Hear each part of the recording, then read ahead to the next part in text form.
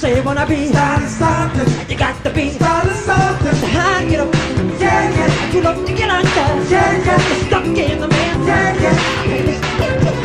Hang it up, yeah, yeah. You love to get under, yeah, yeah. You're stuck in the middle, yeah, yeah. I took my baby to the doctor with a fever and nothing she found. Down into the street, they said she had a breakdown. Someone's always crying, start my baby crying.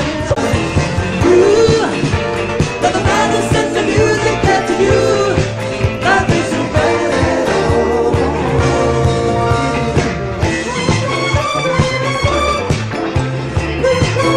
So tonight, gonna leave this 9 to 5 up on the shelf and just enjoy yourself.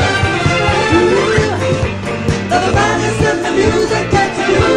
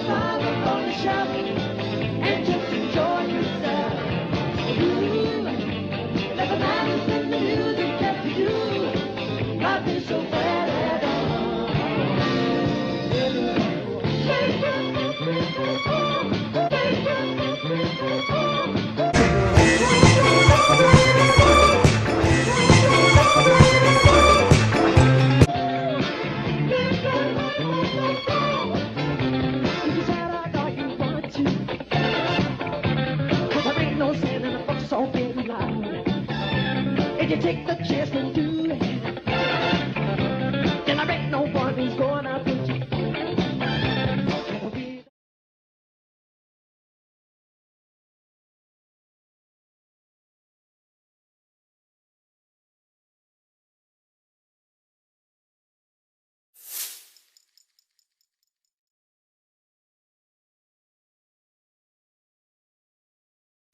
Think audience, you've seen it, Jackie. What do you think audiences are going to think of it?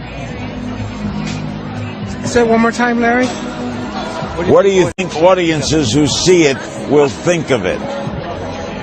I think they're going to love Micheal. They've always loved Micheal.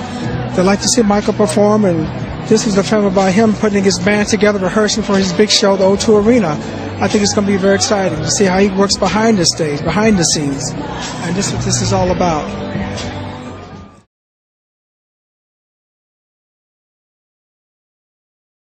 I think it's going to be very exciting to see how he works behind the stage, behind the scenes. And this is what this is all about.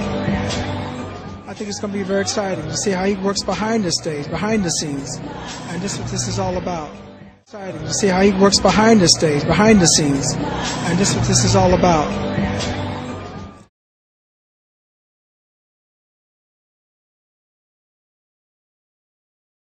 Let me say, first let me say, I really don't like to talk that much. I really don't. I prefer to perform than talk, but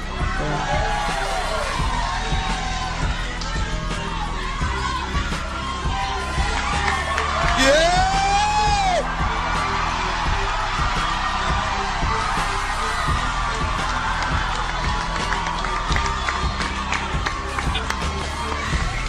you know, let me just say this. The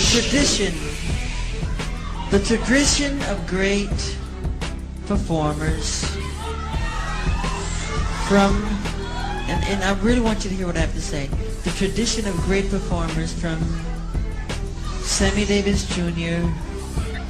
to James Brown to Jackie Wilson to Fred Astaire, Gene Kelly. The story is usually the same though, you know, these guys work really hard at their craft, but the story ends the same. They usually are broken, torn, and usually just sad, and the story is very sad in the end, because the companies take advantage of them. They really do. And Sony,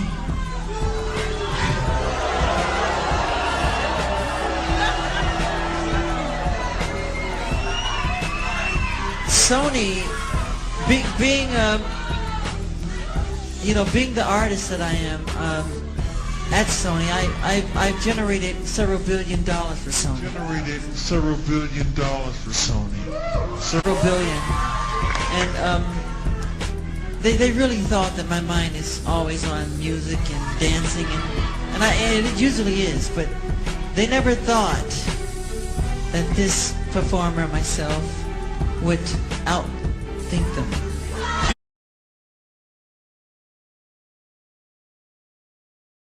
So we can't let them get away with what they're trying to do, because now I'm a free agent.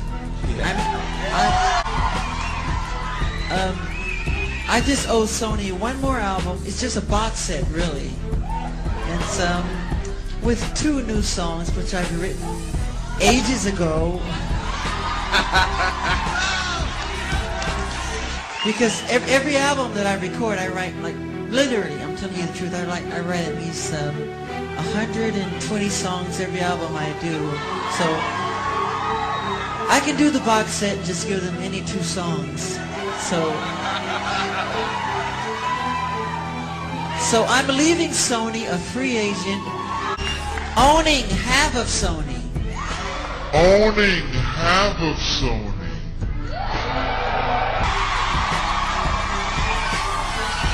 So I own half of Sony's publishing, and and I'm leaving them, and they're very angry at me because of it. But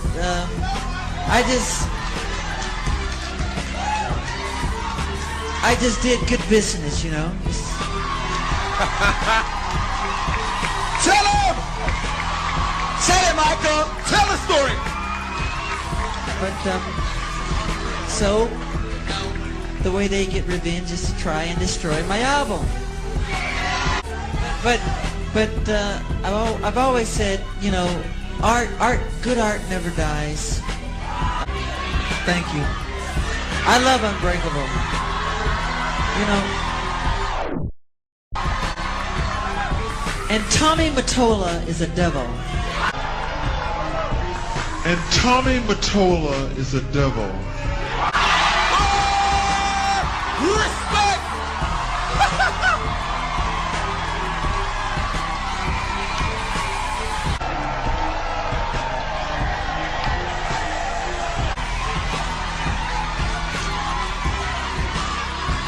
I'm not supposed to say what I'm going to say right now, but I have to let you in on a secret. Say it!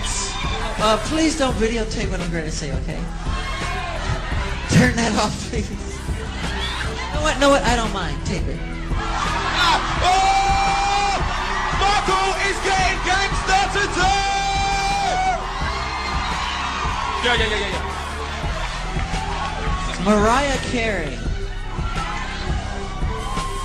after divorcing Tommy, came to me crying. She was crying so badly I had to hold her. And she said to me that this is an evil man. And Michael, this man follows me, she said. He taps her phones. And he's very, very evil, and she doesn't trust him. And he is a horrible human being. And we have to continue our drive until he's terminated. We can't allow him to do this to great artistry. We just can't. I just want you to know I appreciate everything you've done. You've been amazing. You're so loyal, Diana. Everybody, Waldo, all the people here, I love you all. You've been amazing. Thank you! I love you. It created so much joy for the world. And the system, meaning the record companies, totally took advantage of it. But this is very important, what we're fighting for. Because I'm tired, I'm really, really tired of the manipulation. I'm tired of how the press is manipulating everything that's been happening in this situation. They do not tell the truth, they're liars.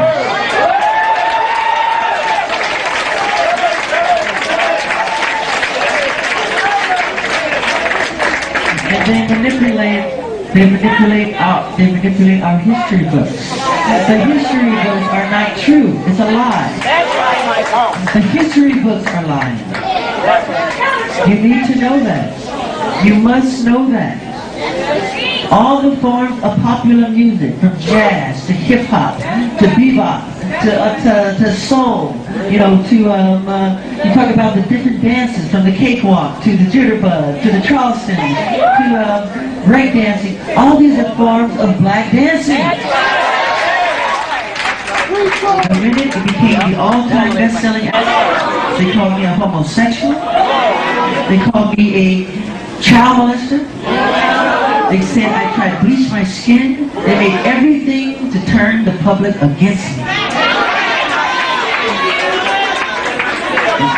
This is all complete conspiracy. You have to know that. These will be my final show performances in London. Performances in London. This will be it. This is it. And when I say this is it, it really means... When I say this...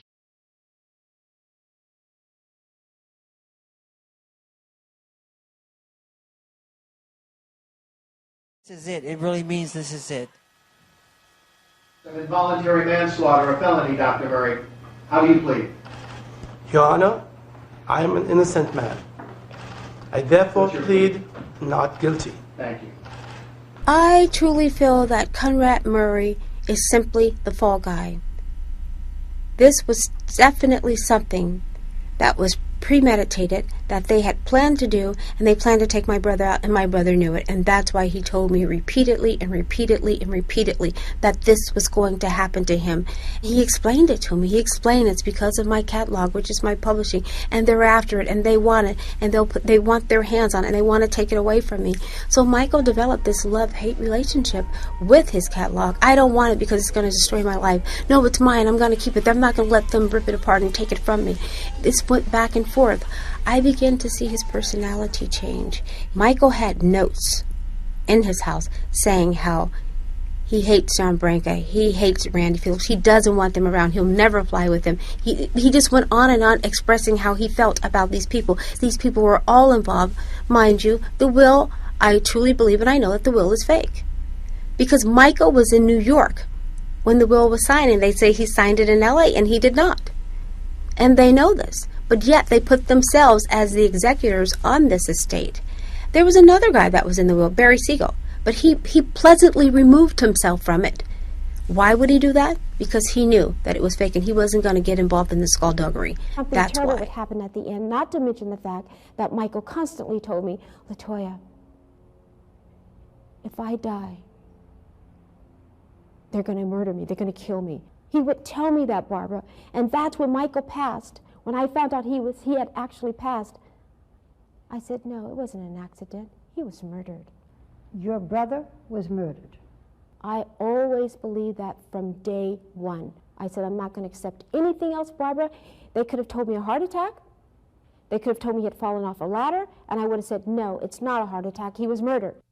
Said you want to be starting something, got to be starting something. Hey, but look, all right, what's going on, y'all? Y'all already know what it is. I got to come back and just, you know, kind of sum up everything that I showed y'all in the video, you know, get a few points across your head, because I know, you know, some of y'all may have watched that whole video and might not have been convinced that, you know, this stuff was going on behind the scenes, or that Michael Jackson was actually involved with the occult, you know. You know, so just open up your mind to it, you know. So, you know, obviously Michael Jackson, you know, he was huge. He was huge, bro. Biggest artist ever. King of pop, you know. He took a lot of souls with him, you know, to kind of just pit it, you know, in a just a straight up way. You know, he took a lot of souls. As they say, he stole a lot of hearts. And that's the reason why I wanted to do this video, because a lot of this stuff, you know, I've known for a while, you know, when I was just really being a student of finding truth and just, you know, just going down rabbit holes, you know, a lot of this stuff shocked me. A lot of it blew my mind. I couldn't believe it, you know, and, you know, now that I've kind of, you know, I'm able to kind of be a teacher a little bit, you know. I'm still a student, but, you know, kind of be a little bit of a teacher and just put other people on to the things that I found in the past about Michael Jackson, the occult, and just the entertainment industry and everything, you know, all in one. Because like I said, he stole a lot of hearts. He stole a lot of hearts, and that is one of the main reasons why I put in the video the piece about Alister Crowley, him channeling spirits, and you know, that whole connection behind the Pepsi incident, and just the numerology of just, you know, his timeline, like his span of life, you know, because everything happened, you know, like perfectly planned, you know, it, especially by the numbers, you know. Of course, if you want to take it, you know, and first I did the video, you know, the video could have been an hour long. It easily could have been an hour if I wanted to just touch every single, like, major topic, but I didn't want to present it that way. This wasn't like a, you know, a biography or anything. This was just like to really center everything around, like, the demise and the connection to the occult, so we can really just have an understanding of what we were dealing with Michael Jackson and the power that he attained from the spirit world, you know. Because without doing that, he wouldn't even have been who he was, you know, to the world. So, you know, and of course, you know, I could have covered everything with Joe Jackson, you know, could have covered more with Conrad Murray. But like I said, I didn't want to just dwell on those things because I would have been like skipping over the major point that I was really trying to make y'all see, which was the connection to the occult and the fact that we may have not even been looking at the real Michael Jackson the entire time from after that Pepsi event where he got severely burned. So I like to just, you know, focus on one major area of the entire, you know, situation, just to, you know, keep the attention there. You know what I'm saying? So that was the reason why I did the video the way I did it. So it was, you know, that's why I didn't touch much on when they were kids. And, you know, the fact that Joe Jackson pretty much had a big hand in the entire situation, obviously, because, you know, it would have just been a lot, you know, to touch on the shit that I heard that Joe Jackson would do. You know, I think Jermaine even said one time that Joe Jackson, he used to drop Michael off at these like random hotels for meetings, and Michael would be gone for like days, and he would come back sick as hell and shit. And this was when Michael was real young, so we could only imagine, you know, what kind of rituals they were putting him through as a child. You know, basically sold to the industry. You saw him as a child throwing up the 666 as a child, you know. So clearly I don't think he quite understood what he was doing back then, but we all know, you know, Joe's hand and basically his life shit throughout the entire time, especially when he was a kid. So, you know, we know that pretty much. I didn't really want to touch on that too much in the video, you know. So when we get to the fact that he was connected to Alister Crowley, that's when this situation becomes, you know, it becomes really deep. Because I've said this in a video before. And I think I was talking about XXX. And I was telling y'all how he channeled spirits as well to become as big as he was. Because look, and you do not, you know, you don't get people's, you're not able to steal their heart and create this huge energy around yourself and your music without channeling spirits, you know. Like Michael Jackson used to make people faint, especially women, used to make them faint, fall out when they saw him, fall completely out, bro. Look, nothing can make you fall out like in real life, you know, unless you've like, you know, you done some kind of drug, you done smoked too much weed and got hot or something, you know what I'm saying? Like, you know, nothing really makes you faint. You know, riding high on a roller coaster, these are like the regular things that will make you faint in life, you know what I'm saying? A person cannot make you faint. Like, you can't just see someone and be like, oh, and then you sleep. No, that does not happen. And why I'm getting to that, why I'm telling you that, is because those are spirits. He's tugged on your energy. He has a piece of your heart. Literally, he has a piece of your energy. So when you see him, those spirits pull that energy and cause you to faint. They're taking your energy. They're harvesting your energy. You fainting like that, they literally just sucked a piece out of you. That's why you fainted in the first place. And these artists that had that power on people, it is because they did rituals. They channeled these spirits, which made them as big as they are, helped them write better songs. Michael Jackson said himself that he got a lot of his hit songs out of his dreams and stuff when he was asleep. The dude used to sleep for like days at a time. You see what I'm saying? It was even stuff about him having mirror rooms where he used to do the rituals to channel in certain spirits, because he learned that from the 7/7 book of writings from Alister Crowley, which Alister Crowley is like a founder of his own satanic religion, you know. He's the do as thou wilt guy. You know, the shirt that Jay-Z wore one day. Y'all know who Alister Crowley is. If you don't, go and look him up. Go and look up, you know, these secret magic societies, these black magic societies, the Hermetic Order of the Golden Dawn, and plenty more. You can go and look this stuff up. It's real. It's very real. So he was basically a famous occultist. You know, he was yeah, he was damn near Spawn of Satan, you know. But anyway, you know, Michael Jackson, he channeled in these spirits to become who he was. And one of the spirits, which you guys may know this term, you may have saw something about this spirit called the Corybantes. Corybantes, Corbybantes. These spirits, they worshipped a goddess, an ancient goddess. These spirits called Corybantes worshipped this ancient goddess, right? And in turn, these spirits that worship the ancient goddess, they danced like Michael. These spirits cause you to like scream at the top of your lung and basically dance uncontrollably.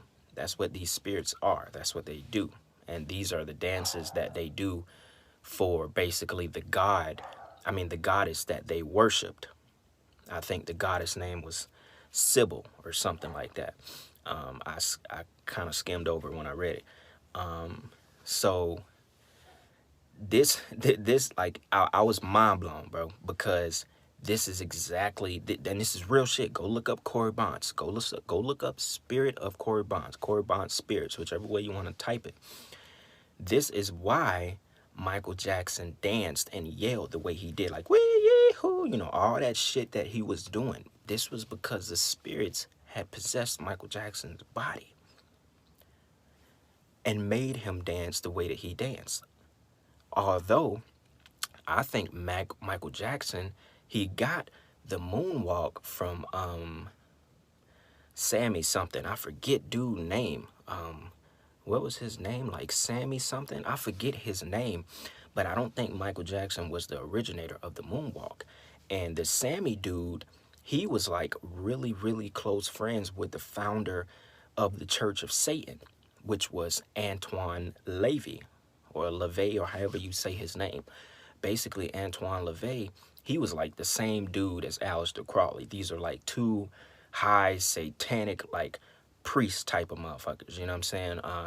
Basically, like, the founders of damn, you know, the satanic church and all that crazy shit. Y'all can go look them up. Antoine LaVey, Alister Crowley. But the dude that Michael learned the moonwalk from, he was really close with Antoine LaVey. So that lets you know where the dude Sammy got his dances from channeling those spirits. And even look, Quincy Jones even said that one time Michael Jackson, he was dancing like they were at the studio one time, and Michael Jackson was dancing so much that he said he couldn't feel his body, and that he was dancing himself out of the studio into the middle of the street, just dancing uncontrollably. And guess what those Corybantes spirits make you do? They make you dance uncontrollably as if you can't feel your body. That's what they do. You can go look it up. I'm not making this shit up for views or to make this channel look better. No. When I found this shit out, I was like, yo, I couldn't believe it, because it makes sense.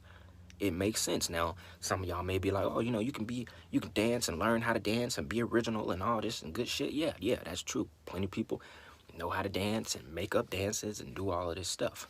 But on the level of Michael Jackson had help from the spirit world, from the spirits that he was possessed by. No matter how innocent and stuff you thought that Michael Jackson was, he took a part in the occult. He practiced this secret dark magic, and he invited these spirits into his life. because, you know, things were like the entire story of Michael Jackson is, you know, it's definitely a big mystery, you know, because you can go so many different ways. And that's why I presented that after that Pepsi event, you know, that he may have been, he may have had a body double after that, because you just never know. And a lot of his fans, especially female fans, like, females don't miss, bro. And I have seen multiple females talk about the fact that after that Pepsi event, that Michael wasn't the same. He didn't move the same. His voice was different. His dancing was different. Like, they were pointing out so much shit.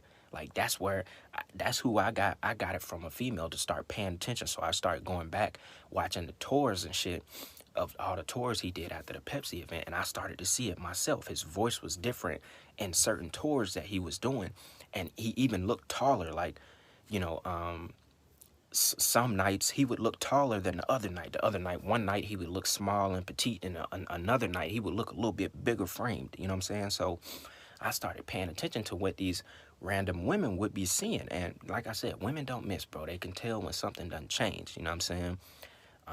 Because obviously they were like super in love with Michael Jackson. So they paid attention to everything. They even noticed the size of his hands were smaller and bigger on, you know, certain nights and shit. So I started paying attention, like, yo, I think this is very much true.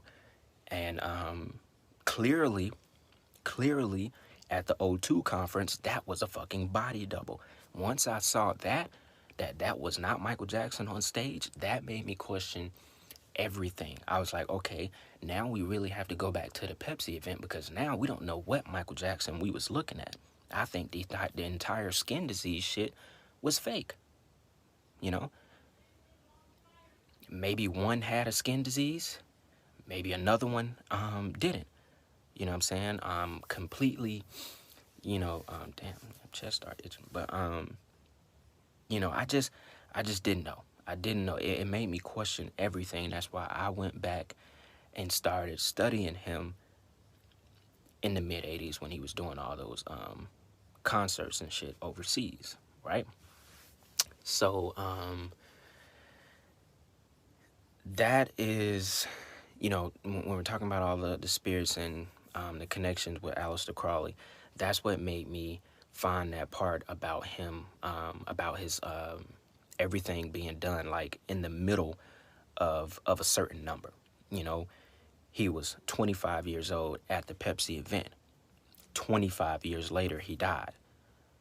Died on June 25th. 2 + 5, 7.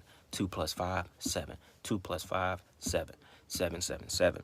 So that's how I made that connection, you know, just to explain it. Not trying to go back over the same thing I showed y'all in the video, but just to better explain it, that's how I came up with the 777 connection to Alister Crowley outside of what I had already known. Because I already knew he had that book from Alister Crowley. And then once I saw all the 25s, I put the 777s together, and that's what truly, you know, solidified the connection to Alister Crowley, right? So, you know, I don't want to keep this talk going too long, but I really wanted to touch on those 2 points as far as him being related and, you know, channeling those spirits from Alister Crowley, those books and those writings that taught him to do that. The fact that he definitely used body doubles throughout his entire career. Honestly, I don't know what the fuck happened to the real Michael. The shit is an entire sham. To go from a young black boy with a little afro and then go completely genderless, you know, look like a woman, you know, whatever, you know, basically after the Pepsi event, everything started to change, you know. And this is why I think they either got rid of the original Michael or they had a body double of him, because everything started to change. He was in the news more.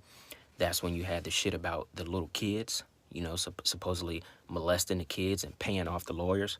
You know, usually when you pay somebody off, that means the shit was true. But this could have been the body double of Michael Jackson. that was doing the molesting with the kids and doing the rituals. That I'm not completely sure of. That's why I say this shit is such a mystery. It's such a rabbit hole that you can take, you know, one piece of the mystery and just go with that for the entire road and just believe that, you know, and leave out the rest of the shit so you don't crowd your mind. You know, just choose something. You know what I'm saying? That's almost how big the mystery is. Choose something that you want to believe and just believe that, because, you know, getting down to the bottom of it and finding out everything is never going to happen. So, you know, at least we can be aware of the deception behind Michael Jackson, and we can understand what exactly he was, because you know, you were all tricked. You were tricked, bro. You know, you were tricked. He pulled your heart. He took millions of souls with him, and that's just, it is what it is at the end of the day. You know, he took millions of souls, bro. Millions. You know what I'm saying? So that pretty much sums up, you know, how I feel about Michael Jackson. And we don't even want to talk about the death photo of Michael Jackson. That shit looks so fake, it don't make no sense. Look, I found a video real quick. I found a video on YouTube where somebody broke down the death photo, right? And they were saying that the stretcher, and the stretcher that Michael Jackson was laying in, they said it was impossible for him to have been at the UCLA Medical Center. Why?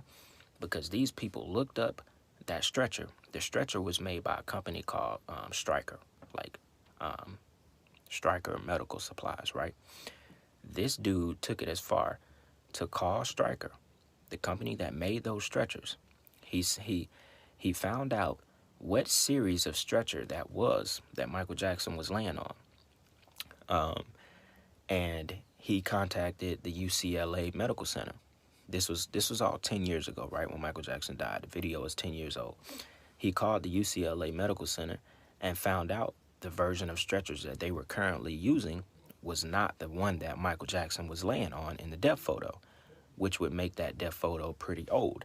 Now, I know that seems like a stretch, but he actually talked to like a manager that was in the hospital, and they said they got rid of those old stretchers like years before Michael Jackson ever died. So when I saw that video, I was like, wow, for somebody to take like that, you know, they did some fucking digging, bro. Nobody would have thought to do no shit like that to find out what kind of stretcher the hospital still has. And they even pulled up photos of recent patients that same year inside of UCLA Medical Center, and all of them were on the newer stretchers, not the stretcher that Michael Jackson was laying on. Like, his stretcher was like, it was like straight up. The bars on it were straight up. The newer stretchers were like, you know, bent. They were like kind of like at an angle going straight up into the bar, you know, that holds all the pieces. So when I saw that, and then plus you could just look at the death photo and you can tell that was a part of a ritual, you know, like Tupac, King Von recently, Michael Jackson, and plenty more where they show the dead body after they're actually dead. That's one thing that lets you know this was all a big ritual. So, yeah, man, look, at the end of the day, it is what it is, bro. And I ain't gonna keep going too much longer. I'm already probably at about 40 minutes now. If I feel like I missed some things or I want to come back on this, I'll make a part 2. You know, y'all feel free to just, you know, load it up in the comments. Let me know what y'all think. Give me y'all insights.